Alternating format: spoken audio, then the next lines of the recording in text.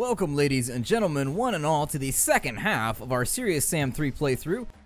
And we were in a bit of a tight spot. I mean, when are we not in a tight spot in this game? But it seems to be getting substantially worse with every step we take, every move we make. They continue to be crawling at us. Not necessarily watching us, because I don't see any ocular cavities on these little bastards, but they are indeed crawling after us. So if there's anything I can say towards that P. Diddy reference, and also I forget who the other person was that did that song, I really don't care. That's the main problem. And so if there's anything I can say while advancing that particular line of humorous diatribe, it's that that's the best that I can do. They may not be watching me, but they are indeed crawling at me at a rapid pace. And when things crawl at me in a clicking manner, I don't accept that in real life or in video games. Now, let's see what we can find backing in here. I'm just gonna run like, oh no. This does have the serious potential to backfire on me if I can't get out of this alley before they all arrive on my doorstep. Luckily, I seem to have. And so I'm gonna cut this way. And sometimes I wonder if there's any bonus to just rushing through to the end of a level. And since we're already point blank with him, let's give him a couple rounds, run the hell away. Really, it ate a rocket and didn't die. A rocket doesn't seem like it would be very good for sustenance, unless you were that guy from X-Men Origins where he was like blah blah blah blah blah blah blah, and he just like absorbs explosions. That was pretty wild. So I guess rockets are kind of food for that guy, but not so much everybody else.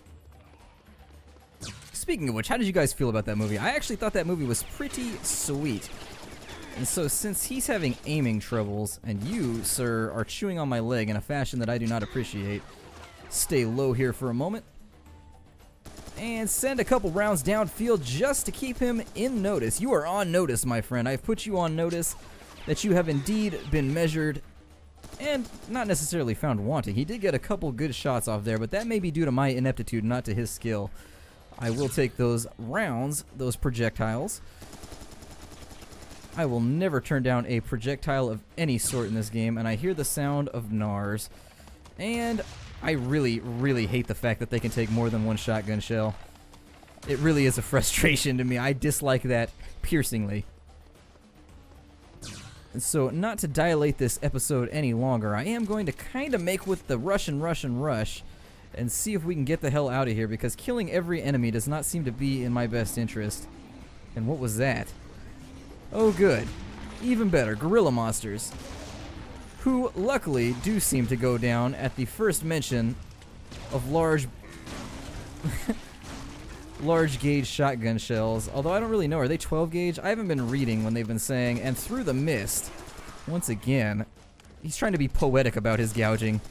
He's trying to run through the mist at me like he's in a poem or something, like he's in a Grenleaf Whittier setting. And that is not what this is. As far as shooters go, I would say this is one of the less poetic shooters. And one of the more blunt force kind of shooters, I guess.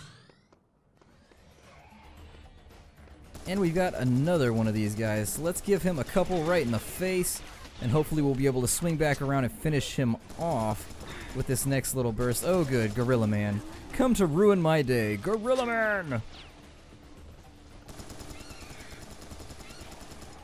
Now that that's taken care of, oh good. I really hope that Egyptian construction is quite satisfactory. There we go. Anybody else on this street have an issue with my existence? Anybody else? Alright, I'm not hearing any qualms, so I'm going to run through and loot everything I can get my greasy little hands on, mainly because I've been eating Cheetos. But that's beside the point. They would be greasy either way, because anytime you do manly endeavors, I think that just motor oil comes out of the male pores. We call it musking where I come from. Like if you do something really manly, you're musking. And then if you do something that's just like really wimpy, you've sucked all the musk out of the room. Okay, so we finished off everybody there, and so to continue our varied musking, and just to be clear, females can musk too. They can do manly stuff. They can do super manly stuff. Like childbirth is like the manliest thing ever. Oh, and I don't... Oh, they're up there. Okay, I see them now. See if we can... Oh, and that one snuck in on me. Less than honorable. Less than honorable, my flying booby monster. And you know what? I would love to melee you in a horrid way. Just destroy you outright with a crazy fatality right now. Can I melee you? Oh, it wouldn't let me. I guess they vetoed that one.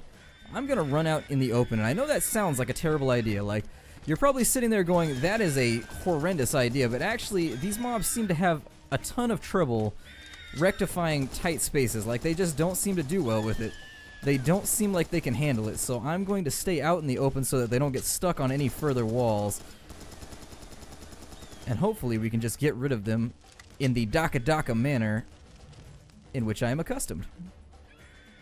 I hear you, but I don't see you. Which I suppose I'd rather hear you than see you, considering you're quite ugly. But maybe I'll blast the ugly out of you, who knows. Now we do have some extra rounds over here, it looks like. Looks like we've got some pretty stellar munitions, which makes me a tad nervous. But let's find out. Let's see what happens. I don't see any more monsters. Oh, there they are. Okay. I see a couple now. See if we can goad or prod or kind of poke them until they take wing, until they take flight, and then we will lay waste to them. We will eliminate them. We will make them no longer our problem. Oh, good. And now they're just poofing into existence. I didn't even know that they could do that. So, in addition to crazy Kamehameha powers, they do indeed have that teleportation thing that everybody in Dragon Ball Z seems to do. I was a massive Dragon Ball Z kid. I don't know if you guys knew that, but if I missed my Dragon Ball Z at 5 o'clock every day, ooh man, it was like a shitstorm of misery. Although, I kind of fell off the train, like, after the Majin Buu, like, even after, like, Frieza. It was hard for me to keep my attention on the series after Frieza. I always felt like that was kind of the golden age of the series. After Frieza, everything just kind of seemed like it was downhill. Like, I never got into GT or anything like that. I've never actually seen GT, so I can't really pass judgment on it, but I've never had any reason to go watch it, is the way that I'll leave it. But I probably should. Just to supply myself with a healthy dose of nostalgia. Like, I've noticed as I get older, things become more and more nostalgic. Like, nostalgia, like, was non-existent to me until I hit, like, my mid-20s. And then all of a sudden I wanted to watch, like, Teenage Mutant Ninja Turtles and, like, relive everything from my childhood. And you are the last of your species. The last of the flying Mohicans, I guess. Although I don't want to sully the Mohicans with your crazy flying persona. Alright, so let's see what's on the other edge of this. Although there's a fence. It's a rather large fence running the circumference of... Oh god, it's back. So... I don't know what to do, guys. Not enough room in this town for both of us. Let's see if I can get some ammunition lined up. Okay, so that didn't seem to work. That one does, however, conversely seem to work. Oh no, and they're behind me too. I don't like this at all. I'm gonna be musical just like they are and just run like hell. Okay, so it seems to be some kind of deployment vessel with a death ray. How come I don't have a death ray? I'm feeling sadly equipped for this whole situation. I want a death ray. I've got a rocket launcher, but in terms of coolness, it seems like the coolness scale runs from death ray to rocket launcher. I'm sorry, rocket launcher to death ray, and not in the opposite fashion. Now, it does hold still, so maybe I can put some rockets on it? Yeah, buddy, that's what you get, giant spaceship. So I guess, even though they've invented death rays, they haven't negated basic ballistics just yet. I don't want to be anywhere near that electrical ray, though. That thing seems super, super nasty. I bet it's not my friend. Oh, good, and we've got flyers coming now. We got bogeys, got hostiles. And I don't really know how to gauge where it's going to drop its death ray, but... Ah! No! Be merciful! Oh, and it's shooting the death ray over there now. Alright, so that is where I shall not go. Ah! I may be running towards danger to get away from danger. Oh, good. Let's see if we can swift by right here. And you just had a bad day, my friend. Let's see if we can... Okay, so they are dropping more friends over here. But I know for a fact I probably don't want to be under this thing. I mean, I can't tell you why I feel like I know that. Oh god, it's got 2 death rays now. Ah!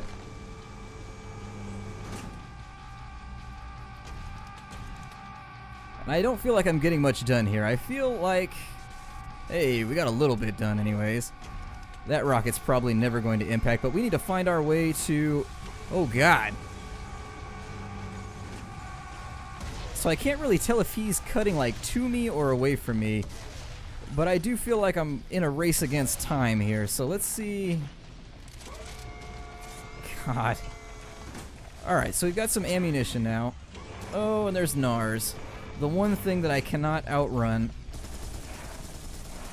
And what I like about the machine gun is that I can kind of stay on the move while using it, and it stays pretty accurate. And I don't think that one's actually harming it. And I can't really tell if he's destroying those supply posts. There we go. Start firing early. See if we can get some real damage off on this thing. Anything? Oh, it's saying I missed. No! I don't accept that at all. I don't feel like I missed, but I guess you gotta be kind of pinpoint with the blasting here. Yeah, this is definitely getting worse. I'm just gonna put whatever rounds I can on this thing. God. It's just so much. I'm so overwhelmed. Oh, good, and there's a giant bull thing.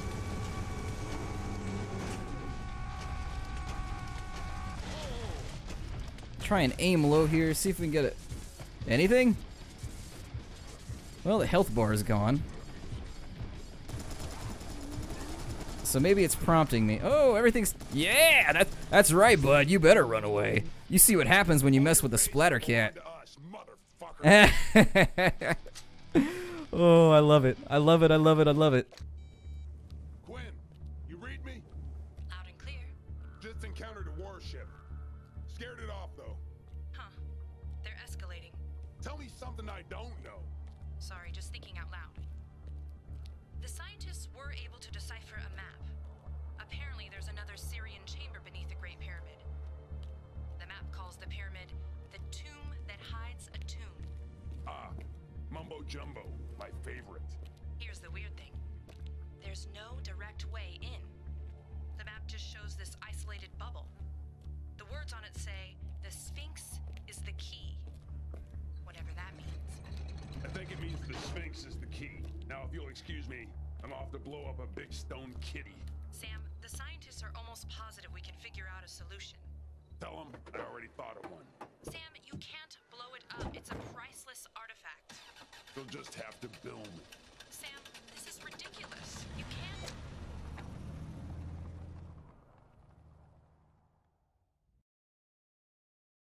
Alright, and so there it is. We've completed the level. We did a little bit. We got a time bonus that time for the first time, but we only found one secret. So we didn't do so well. It's fine, though. So I will see you guys in the next episode. My name is Splattercat, and I hope you enjoyed the playthrough.